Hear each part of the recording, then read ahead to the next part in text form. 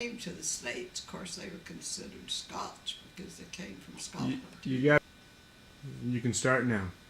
My grandfather's folks left Ireland in 1741 and moved to Scotland.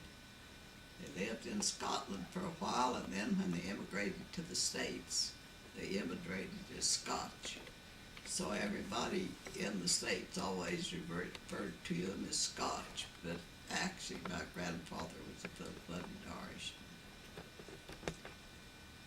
And I don't know what he did for years. Well, he had two uncles that lived in the States, and during the Civil War, his daddy went to the army with a regiment of soldiers and was killed. So he was raised by two uncles who I guess were not really very good to him, and anyway, he never cared much for those uncles that raised him. But he finally grew up and he had a general merchandise store in Kittiquay, Texas, and was postmaster there. And they lived there for years and years. In fact, that's where I was born, was in Kittiquay at my grandmother's house.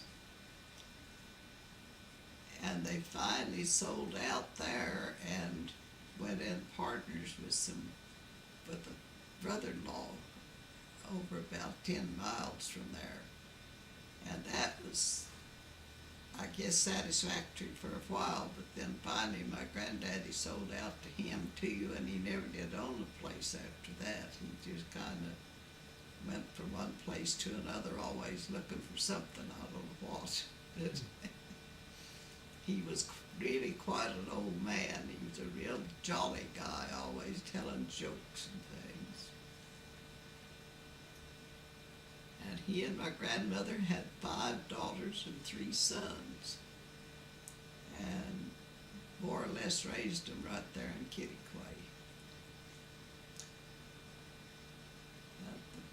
The boys all made rangers and politicians mostly.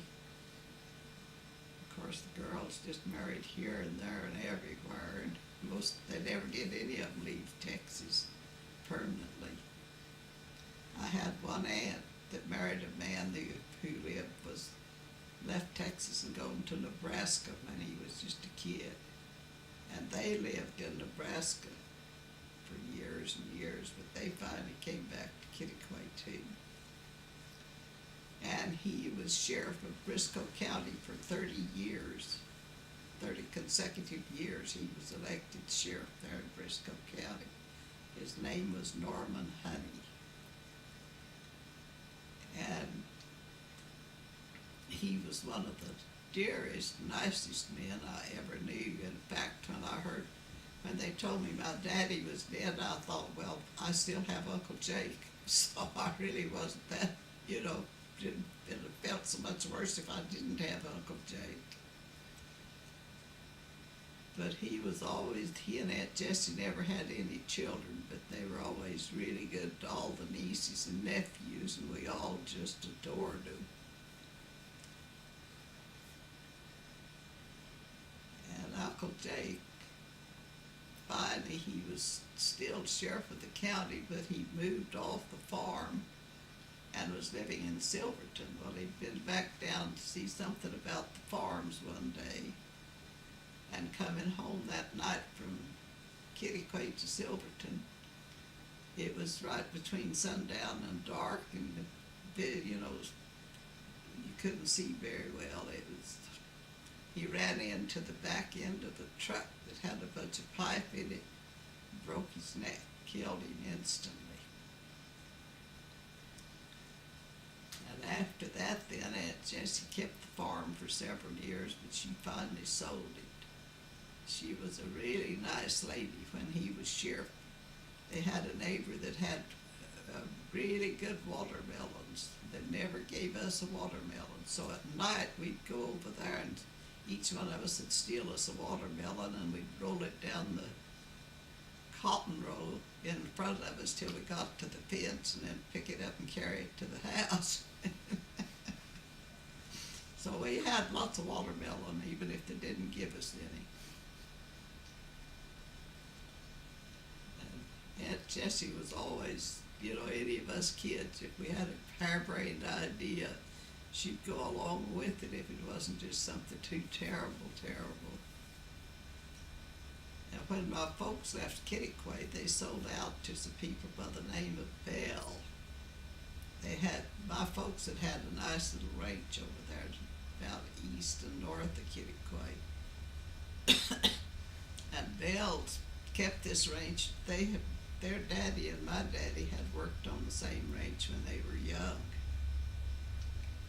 So when Slim died, he still had the old Crag ranch. And he willed it to one of his boys, and then the ranch that he'd first gotten, he willed to the other boy. I can't remember those boys' names. You should, but several years ago, Dan was trying to get up some kind of history. I can't remember what, and he called those boys, both of them, and talked to them. And after when I was 9 years old, then my daddy sold out the place in Texas and decided to move to New Mexico. He had about 250 cows, and he drove those cows all the way from from Texas to New Mexico. One of Mother's brothers was helping us, and I had a little Shetland pony we called Snowball. Dad or Potter rode him every day and helped drive those cattle all the way from Kittiquay, Texas to New Mexico. And when we got to New Mexico, us kids, the folks filed on a claim in New Mexico to live out. And us kids had to walk across it was about 1.5 miles to the schoolhouse. And my daddy had one old cow that would fight. We had to walk across the pasture every morning. That cow was in. So she kept us on our toes. We really watched for her. It seemed like she didn't care about chasing us at night. She'd leave us alone. But boy, if she ever saw us in the morning, here she came. That's good. Let's see.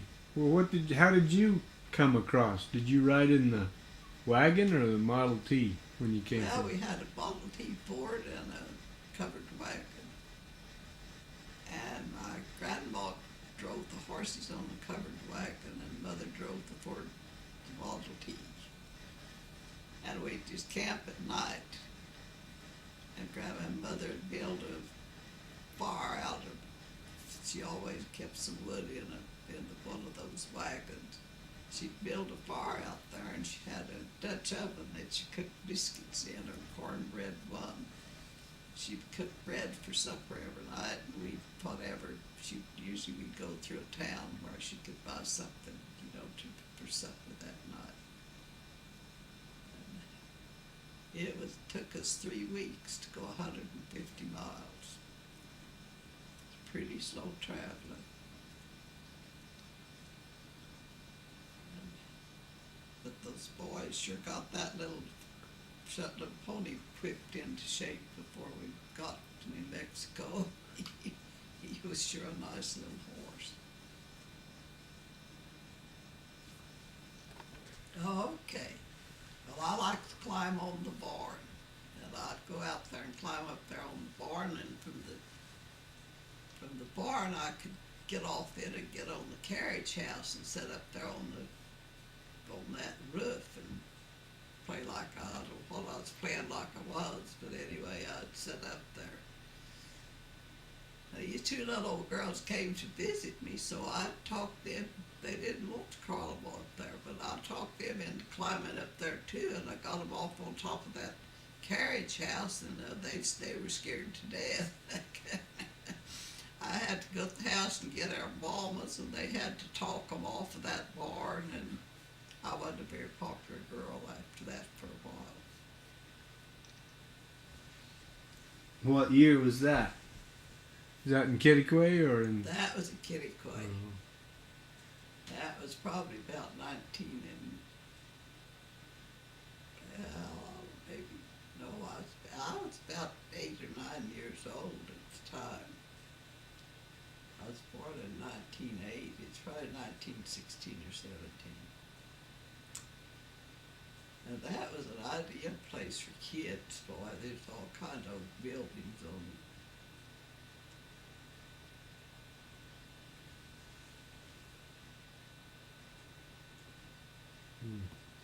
Well, what's the story about you protecting Uncle Dan at school or something? Was it? Oh, well, when Potter and Dan grandmother didn't send Potter to school until Dan was old enough he could go too. And Potter always was real high-tempered.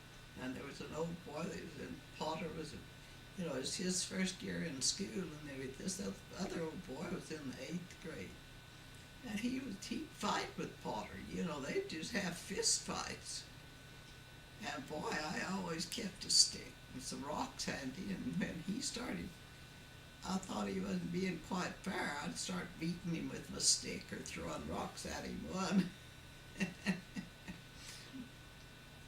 He'd have to quit to protect himself. Then he couldn't mistreat Potter because he had to take care of me. And how old were you and Potter? Well, that's the year Potter started school, and I was in the 4th grade. So I was big enough to do some good when I hit him.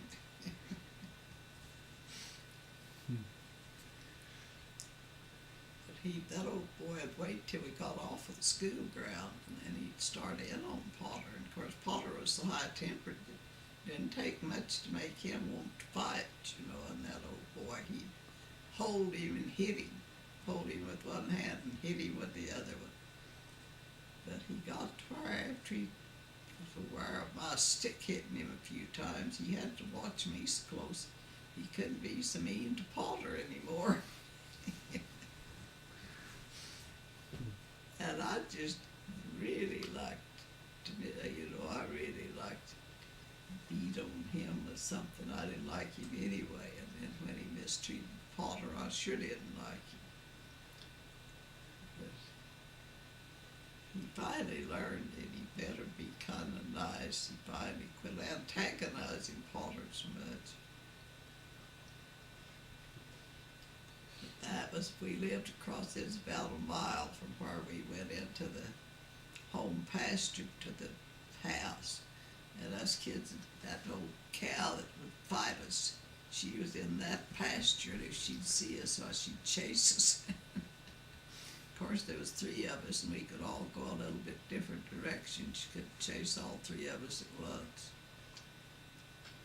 But we had some wild times out there.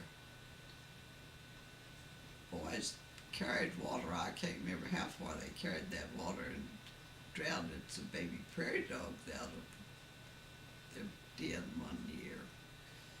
And those little prairie dogs, we took them in the house and fed them and took care of them, and they grew up to be great big prairie dogs. And they were really good watchdogs. Every time we had a stray cat or a stray dog or a stray person anyway, they barked at people just like big dogs do. They'd sit up on their little old hind legs and just raise Cain when something strange came around. Where did they live? Where did they live? The boys started them some holes, and they'd just dig as deep as they could reach with their arms, and then those little old dogs didn't have to get very big till they started making those holes a lot deeper.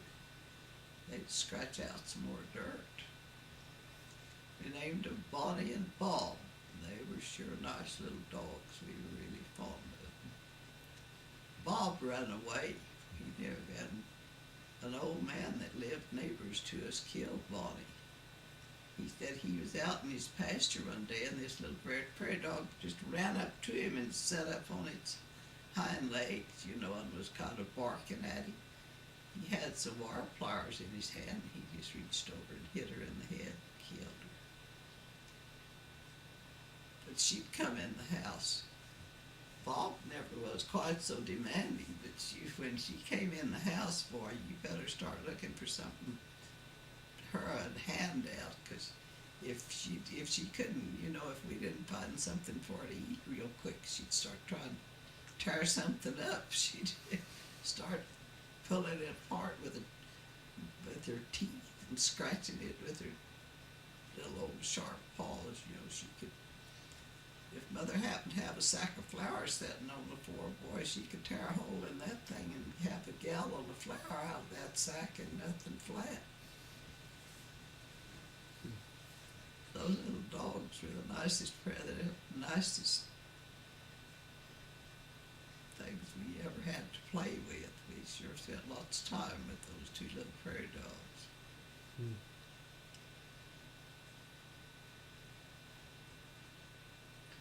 So you rode horses a lot growing up too, huh? You rode your horses a lot growing up too, huh?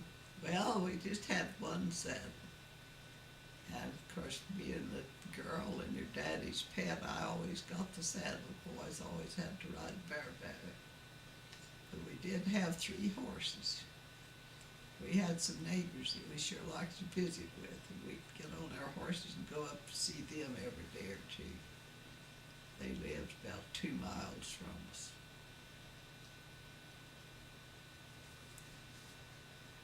How far was it to town?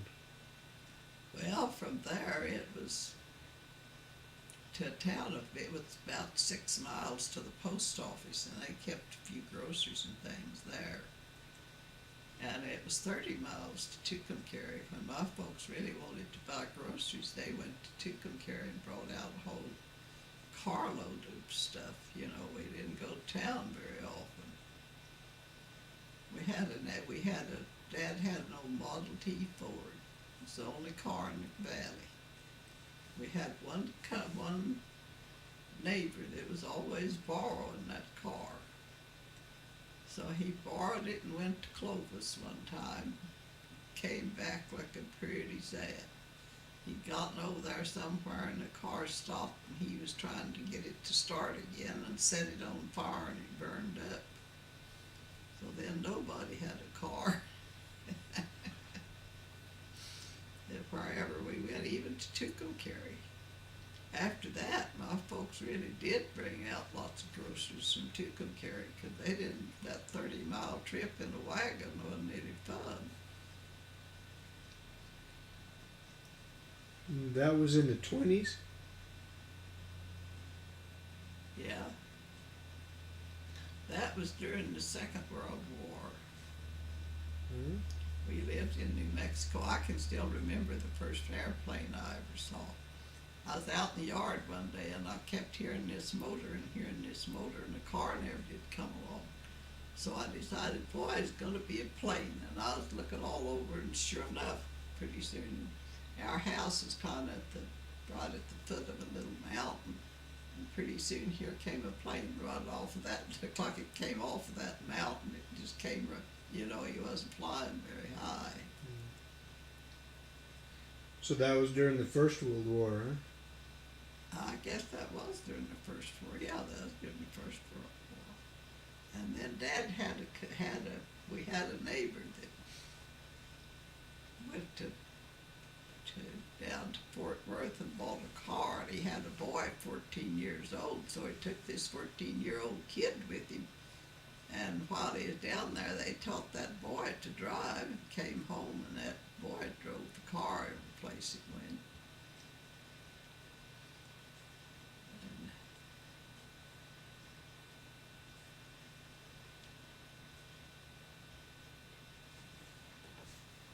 Okay. My cousins had a granddaddy that I sure did like. And he lived in Kittiquay for a long time, and then he moved off up, it must have been about 40 miles from Kittiquay. So we didn't see much of him, but he died. And then my daddy went over and got this friend of his that had the car to let the boy take Mother and I to the funeral, so we drove up there that day, and that's the first time I ever rode in a car, was going to that old man's funeral. When was that, you think? What year was that? Well, I don't really have much idea. It was probably about 1910 or something like that. We moved to New Mexico in 1914.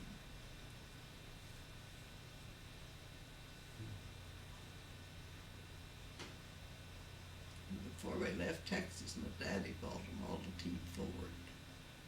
And that's what the old boy borrowed and caught on fire and burned up after we got to New Mexico. So how long did it take you to get another car? You know, I can't remember. I'm sure we did without a car for a long time.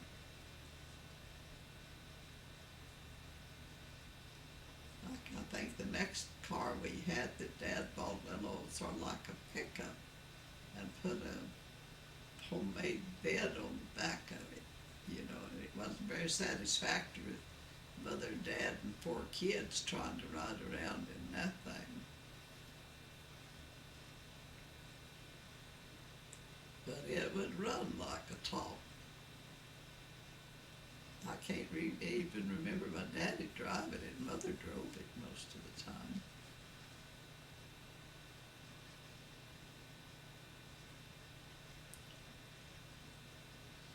So what did you raise on the ranch? Well, Dad there was a little farmland on the place. It's mostly just grass. You know, we had enough grass for the cows. He kept those cows. And at that time, it rained enough out there to keep the grass growing, you know, and it got along fine with those cows. Dad always caked them in the wintertime, but we never did have hay to feed them.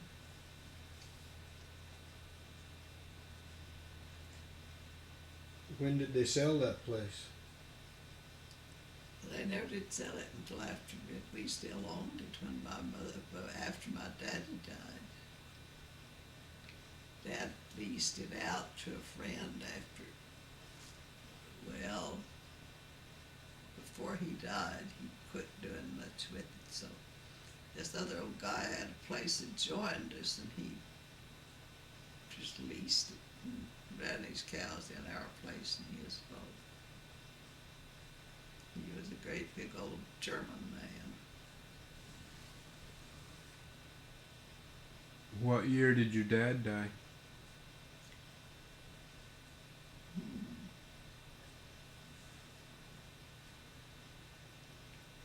He died I think he died in 34. I think Joni was just a little girl when he died. And he never had been sick, you know, he was the healthiest guy in the world.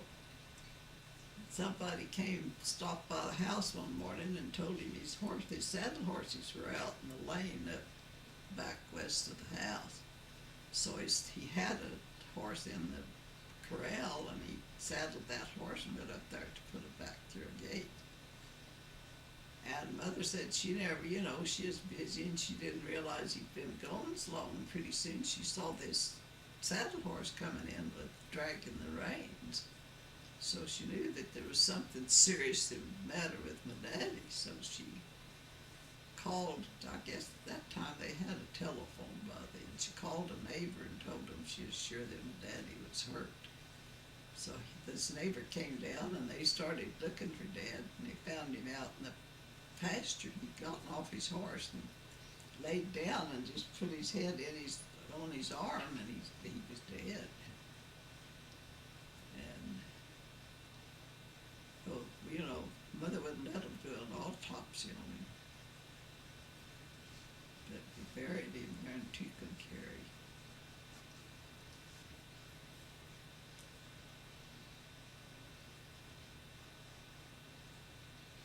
So you want to be buried next to Papa in Las Vegas then?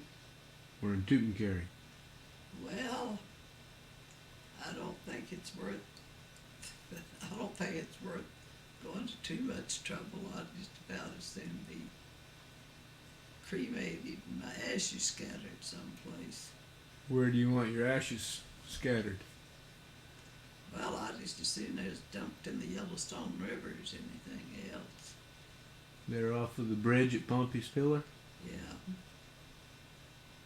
You rather that than Coyote Creek on the old ranch in Watrous? Well, that place there at Waters doesn't mean much to me anymore. You know, it's all changed hands. It's Dogie and Joyce Ann are about the only people in the country that I know. I wouldn't mind having my ashes scattered up there on the upper, up there on Dogie's place. Yeah, that is pretty.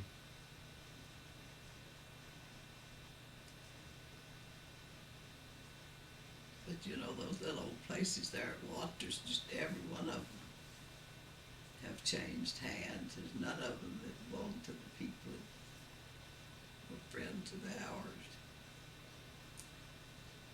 Yeah, tell them about Watrous Valley. When you moved there and the house that you moved into. Well, when we moved to the Watrous Valley, Dad had bought quite a bit of acreage right down. There was a little old dry creek that ran right through what was Watrous at the time. And he bought land just west of that. And we didn't live down there then for so there was a big rock house on the place down there. And we were still living in the house that we lived in when they lived that claim out up there on the government land. They finally moved. There was still some old kraals and barns and stuff down there for this rock house. Dad fixed the barns and kraals up, and we moved into that rock house. And I had more dolls and more toys when we moved to New Mexico, and they were all, I still had them. And I took them. There was some eaves under that house where there were 2 rooms upstairs that were made into bedrooms, and there was going up the stairs right off up. When you were almost to the top of the stairs, there was a place there that was just boarded up, and from there out to the edge of the roof, it was just whatever, nothing there. So my grandmother put all my toys back in that place. And I didn't ever have, I don't know whatever happened to them. We never did. I never did do anything with them. They were still there the last I knew. Which house was that in the ranch south of Tucumcari? Yeah. It was about 30 miles south of Tucumcari. Mm-hmm. And we didn't quite go to the mountains. There was some pretty high mountains there right south of us. But the mountains didn't belong to us. They belonged to a neighbor. We were having a picnic off up there on the mountain one time. We weren't picnic people. I don't know how come we were having a picnic.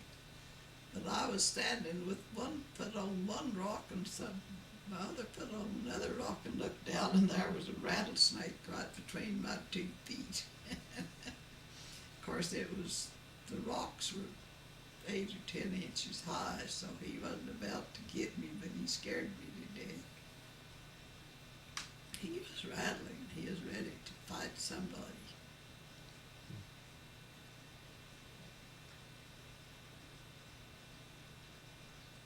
So when you left Tucumcari after you graduated from high school, and you went to Las Vegas, New Mexico to go to school, right? Well, my folks never did leave that place down there till after my daddy died. When my daddy died, we sold it to a neighbor. And then grandmother went back to Silverton, Texas to live with her mother and daddy. And of course, all of us kids were married by that time. We were scattered all over the state of New Mexico. And then my stepfather's wife had died 2 or 3 years before this. So he got to coming up and visiting my mother, and they just decided they'd get married, which was really a great thing for both of them, because, both of them were kind of people lovers. And it was nice that they could have each other. And my stepfather was one of the nicest guys I ever knew. I just loved that old guy. He was always really nice, anything Mother wanted. His father had lots of money. By the time it got divided up among his brothers and sisters, Bert didn't have a lot of money, but he had enough money to buy Mother anything she wanted. If she ever said she wanted something, he bought it. Didn't matter what. And he always said she was the prettiest woman in the world. He was always wanting her to buy. He'd be walking down the street and see a dress in the window he'd like. He'd want her to go in and try it on.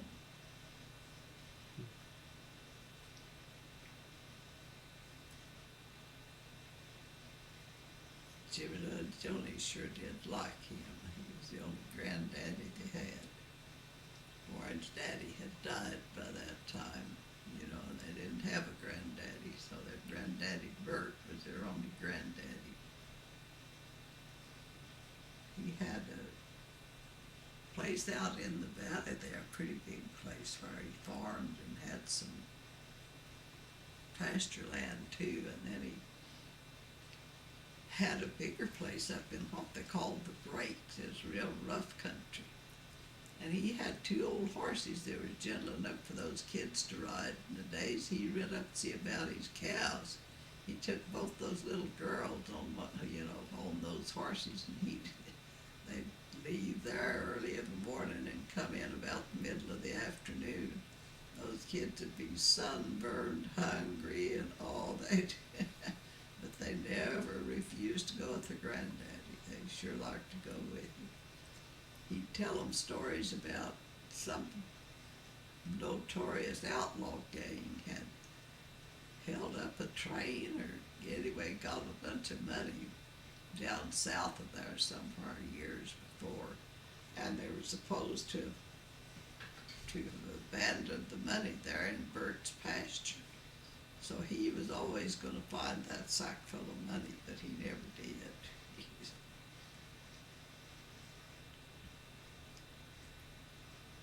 But it made a good story for the girls, and they always looked forward to finding their granddaddy's money.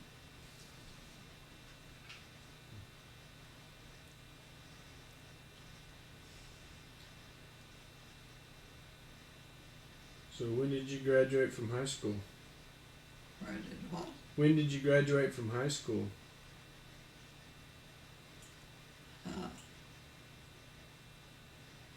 I can't even remember, Kyle. So 18 years plus 8, so it'd be 1916. 1916. No, 1920. Well, yeah, 19... Well, I guess we'll have to do our math. That's 18 plus 8, 1926. Well, I got married in 26. And you went to school for 1 year, right? Well, I went to school the last, till school was out. Yeah, I married in June, and I was going to school the last of May. So 1925, you graduated from high school, I guess, and then you went to Las Vegas to go to teacher's college, right? Yeah. Well, in fact, I already had a school I was supposed to teach that winter.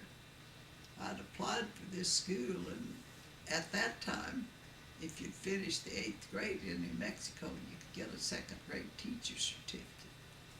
So I'd applied for my teacher certificate and gotten it. And I had this school up on the big range there out of Tucumcari.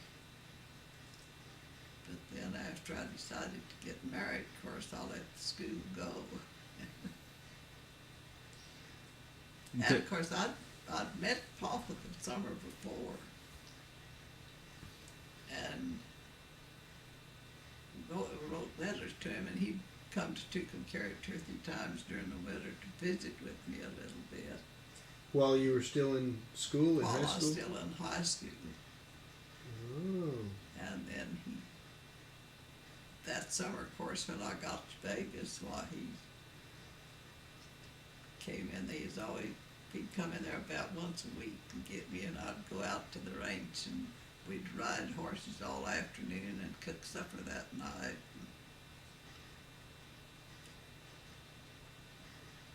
Finally decided just to make it easy, we'd just get married.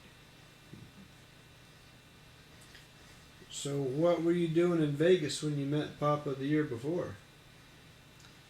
Well, I was up there going to that normal university. I was going to get that second. See, I had that second grade teacher certificate to earn, and you had to have so many college hours. I think it is 6 or 8 or something like that. And I was taking college courses that first summer I was up there. And then you went back to Tucumcari to finish your last year of high school. Yeah. And Papa went and visited with you. And then I never did get that teacher certificate. I got married too quick. Well, tell about that first date you and Papa had when there was another girl came out to ride. Well, he was always coming in there at that. See, there was a college there in Vegas at the time, and there was always in summer school. There was lots of girls up there going to summer school. So he is always taking a bunch of those girls out to the ranch. I went out there one day and we rode a while, and he really thought I was doing all right riding those horses. And then he kept out, every time he'd come up there and want some of those girls to go out with him, I'd go out too. And he said the reason he decided to marry me was because I knew how to get on the horse. Couldn't stand having those old girls ride his horses, couldn't even get on. But he had 2 horses that I sure liked. One of them was named Cotton and the other one was Chub. Chub was a blue roan, and Cotton was a albino almost, not quite. He had dark eyes, but he was awfully light. He wasn't dark enough to be Palomino.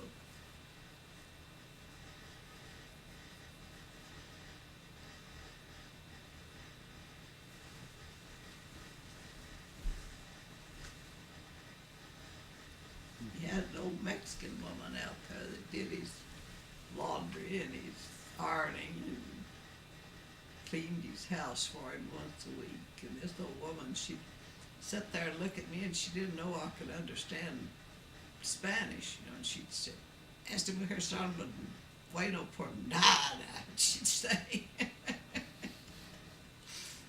You better translate that for the tape. That translated into this woman's no good for anything. And that's about what she thought of me. She thought I'd just as well be doing that work she is doing as sitting there watching her do it. She had 5 sons, and they all worked for Warren. And she took care of his house and his laundry and stuff. And they were all penitentiaries. And I was always going to get somebody to help me see those penitentiaries whipping themselves, and I never did. Never did see that. They'd go right across, our house was at the foot of a hill, and they'd go across the hill whipping and singing, and we'd hear them. During Lent, they did that a lot.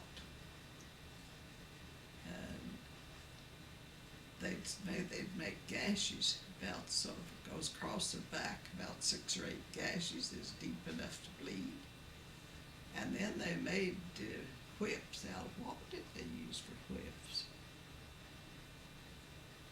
Anyway, Papa said the way they whipped that those whips would come down in front and they'd hit over one shoulder and then they, just. And he said that boy, that they'd be bloody clear to their belt.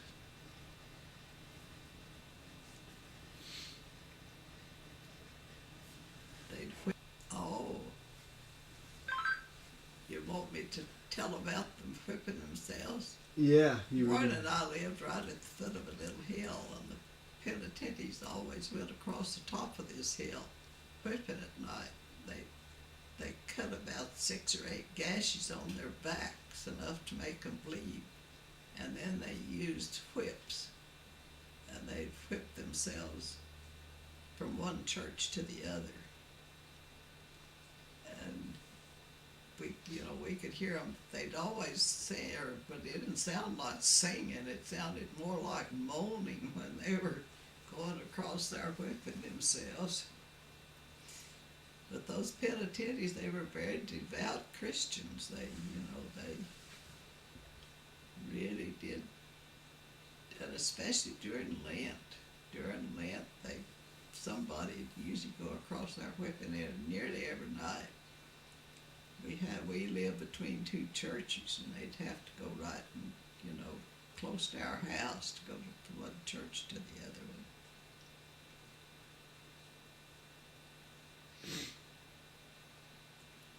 I never could get Papa to ask them to let me go down there, but they let some of those boys, those Trujillos that I said that old lady had the 5 boys that worked for him.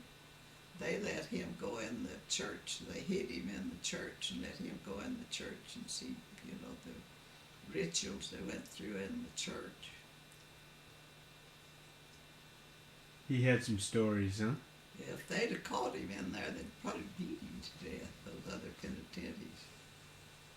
Because they didn't even, they didn't want you to watch them or to see what they were doing. Those good penitentiaries didn't. They were really devout Christians.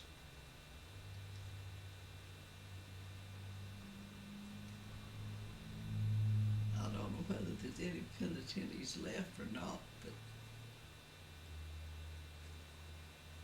they had one old. Okay. My folks had some friends that this family were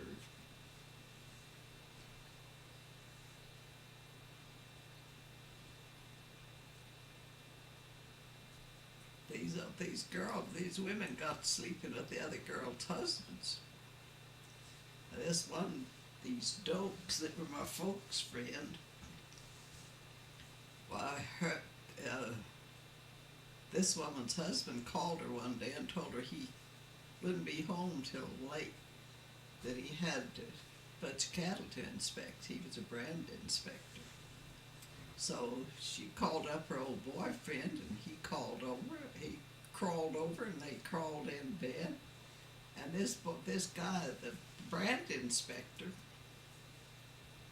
knew that this old boy had been sleeping with his wife, but he couldn't ever catch him. So that day, instead of going where he told his wife he was going, he just jumped in his car and went home. And of course, those brand inspectors were deputy sheriffs, and they always carried a gun. He walked in the bedroom and just went bang, bang, bang, and killed that old boy. Dead. He didn't even kick, I don't think. He was just dead. I said, well, I thought that was good riddance, but he should have shot the old lady too.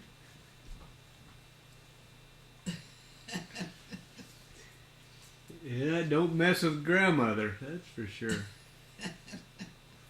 So, but That was in Tucumcari? yeah, those dopes lived about 15 miles from us, I guess. So what did they do to him? Didn't do anything. Didn't even try. Figure he had it coming, huh? Uh, They figured he had it coming. I think they figured that old boy had it coming. I don't know how good a friend he was of the sheriff, you know. I don't know if he had any strings to pull or not. He was, his in-laws, for some of them, you know, they had a pretty good sized range for some of the top people in the community. So did they stay married? Huh? Did they stay married? You know, I guess I know everybody thought that he should have killed her too, but I don't think they even got a divorce. So I guess she convinced him that everything was that boy's fault that he shot. I don't know. Those people had 3 kids that were about, you know, pretty close to my age. Had 2 boys and a girl. And it was this man that did the shooting was that oldest daughter's husband. And people never, you know, it was just an accepted fact. They never did do anything with that husband of hers, or she didn't divorce him, she just kept him. Law of the West, huh?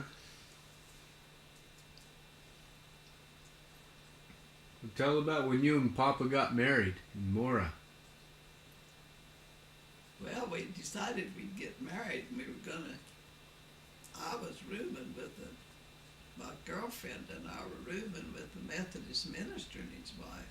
Well, we were just going to get that old boy to marry us, and I can't remember what happened. He wasn't at home or something. We decided we wanted to get married that very day, not wait for that minister. So we just got in the car and went to Mora, and the fellow that married us he couldn't talk English and couldn't understand it. We had to have an interpreter. So he got an interpreter in there, and he married us in Spanish.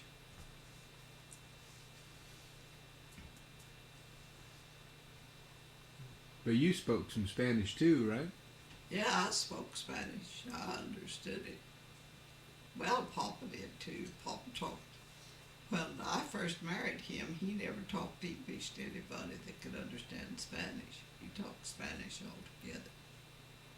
He even talked Spanish to me a lot. Of course, I had that Castilian Spanish out of the book. He couldn't understand my Spanish very well. Quite a few of his words I didn't understand too. That's a mixture of, I'm sure, Indian and Mexican, that those Mexicans talk. They don't have any respect for verbs or anything like that. Well, Papa actually spoke English with a Mexican accent, didn't he? Yeah, he had a really bad Mexican accent. Because he basically grew up with Mexican kids. Well, he kind of gave up trying to talk Mexican to me before I could understand his Mexican better than he could understand mine. That Castilian Spanish didn't mean much to him.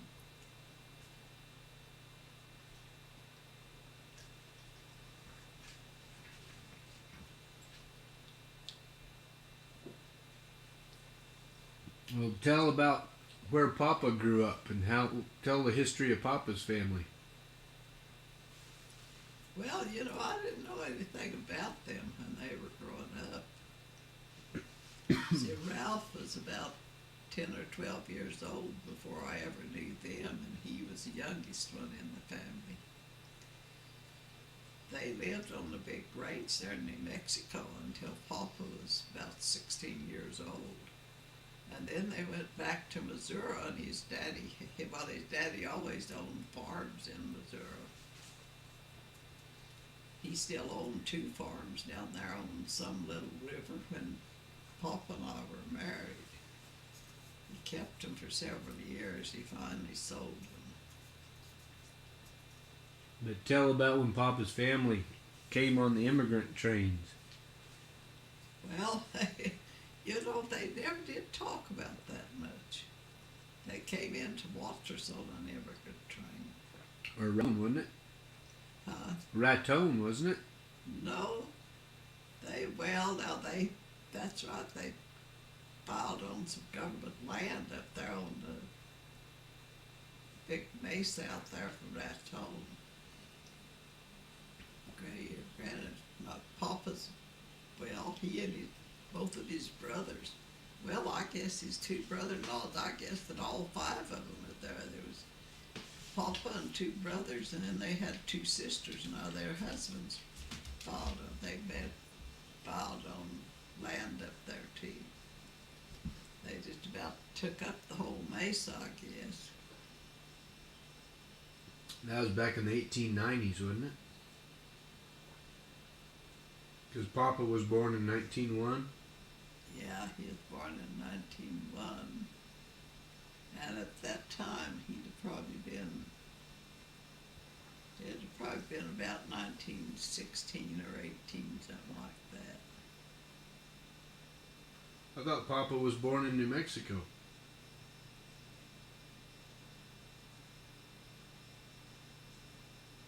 You know, I guess maybe he was born up there on Johnson Mesa. I bet he was born on Johnson Mesa. That's where all those shoemakers filed on land, was up there on that mesa.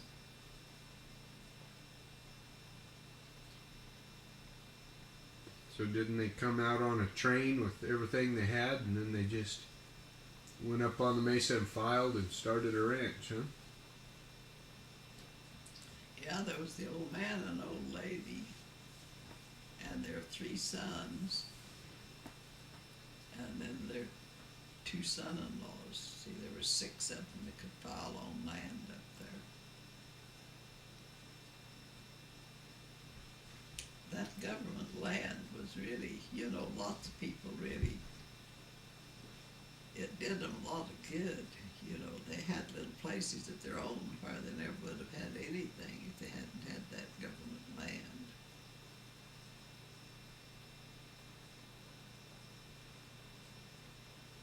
That one uncle of Papa's, he finally sold his land up there on Johnson Mesa, but then he went right down at the foot of it and bought a little ranch, and that was one of the nicest little ranches you ever saw. He always wanted me to ride with him. We used to visit him and his wife quite a bit. He always wanted me to ride with him. You know, and I saw most of the ranch, and it was sure a nice ranch. He had quite a few there were a few buffaloes still left up there. And he said he'd cut that grass hay he'd cut in the summertime and stack it. He said those old little buffalo would just go along and hang their horn in that fence and just lift those fence posts right out of the ground.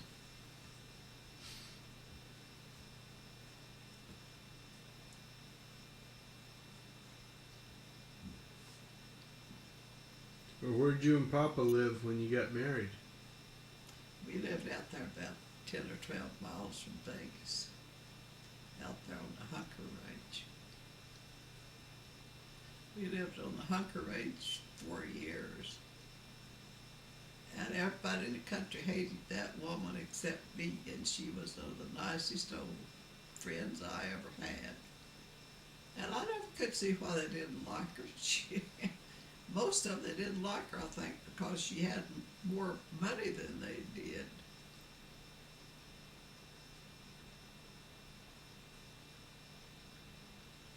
But she was real nice to me. tell me how to cook and what to cook, all kind of things when I first got married.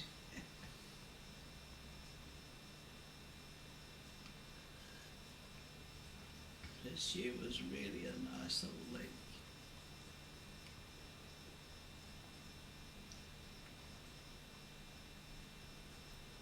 So he leased the ranch from the Hunkers and ran cattle, and then they split the profit on the cattle. Is that the way they did it?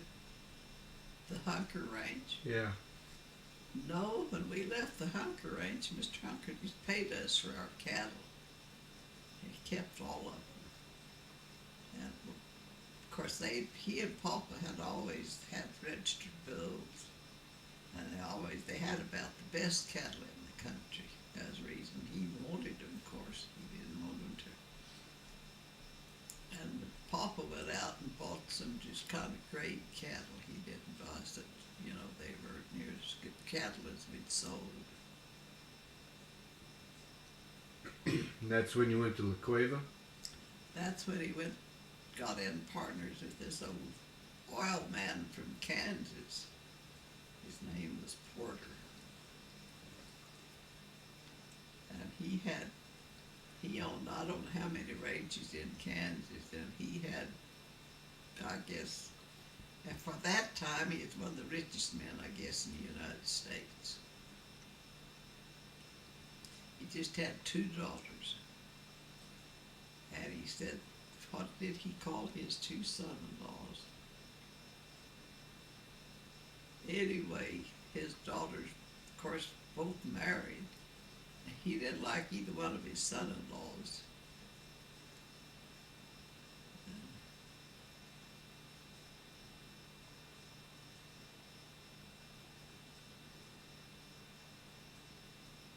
He traveled a lot. He liked to ride the trains.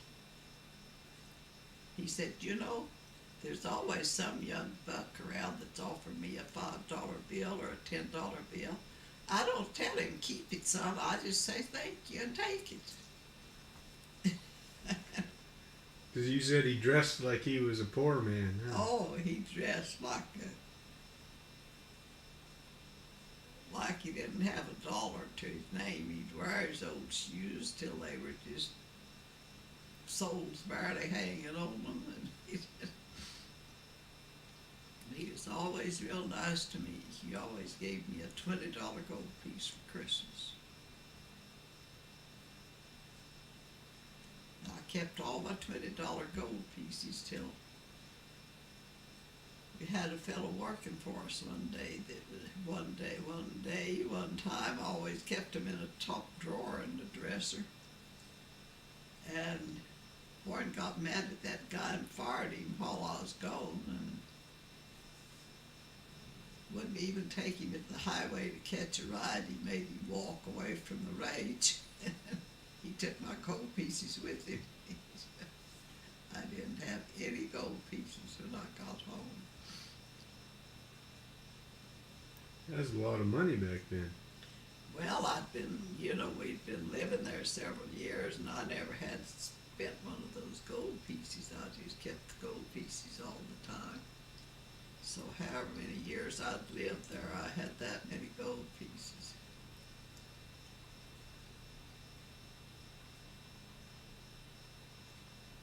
Well, it looks like we're about out of tape.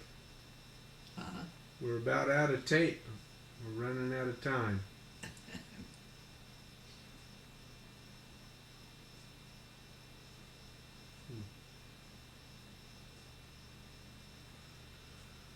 Well,